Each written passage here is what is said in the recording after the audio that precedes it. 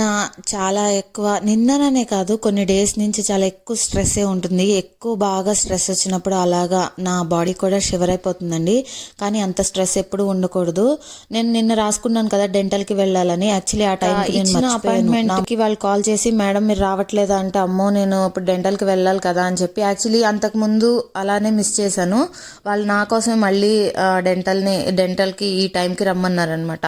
వాళ్ళు బిజీ ఉన్నా సరే అని వెళ్ళాను. ఇంకా జుట్టు కూడా చిక్కు తీసుకోకుండానే వెళ్ళిపోయాను.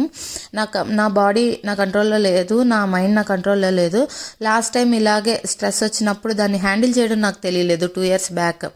అయితే నా బ్రాసెస్ అనేవి తీసేశారు. పళ్ళకున్నవి గ్యాప్స్కి వాటన్నిటికి పెట్టించినవి, కొంచెం ఎత్తుగా ఉన్న పళ్ళ కోసం పెట్టించినవి తీసేశారు. సో ఈ రోజుతో నా నోటికి బ్రాసెస్ లేవన్నమాట, ఫ్రీగా ఉన్నట్టు అనిపించింది.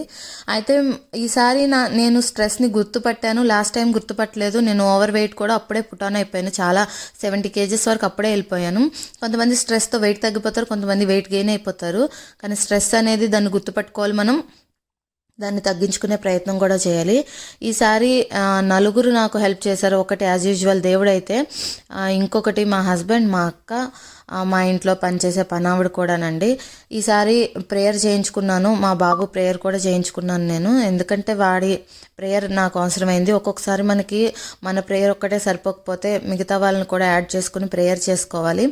నిన్న నేను ప్రేయర్ చేసుకున్న తర్వాత మా బాబుతో ప్రేయర్ చేయించుకున్న తర్వాత నేను వాడు కలిపి చేశామన్నమాట. వాడు నాకు చేయడం కాదు, కానీ నాకు ఏదైతే ఉందో వాడి నోటితో దేవుణ్ణి ఇద్దరం ఏకీభవించి ప్రార్థిస్తాము.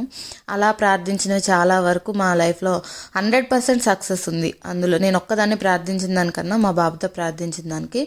ఇంకొకటి నా మాటకి తగ్గట్టు ఉండాలి. నేనే ఇలా భయపడిపోతే ఇంకా వాళ్ళు నన్ను చూసి ఇంకా వీక్ అవుతారు కదా, వీక్గా ఉన్న వాళ్ళని నన్ను నేనే మళ్ళీ ధైర్యపరుచుకున్నాను. మీరు ఏం రాస్తారన్నారు కదా, నిన్న నేను చాలా భయపడుతున్నప్పుడు ఈ పేజ్ ఇలా రాశానండి. ఇగోండి చూడండి, నేను బాగా ఎక్కువ బరుకుతాను, ఇంకా మీకు కూడా చూపించవచ్చు అన్నప్పుడు కొంచెం నీట్గానే రాశాను. ఇట్లా రాశాను అనమాట. నాకు భయం వేసినప్పుడు, నాకు హ్యాపీగా ఉన్నప్పుడు కూడా రాస్తాను. ప్రతిసారి రాస్తూ ఉంటాను, ఒక్కొక్కసారి ఒక్కొక్కలా. నిన్న మాత్రం ఇలా రాశాను.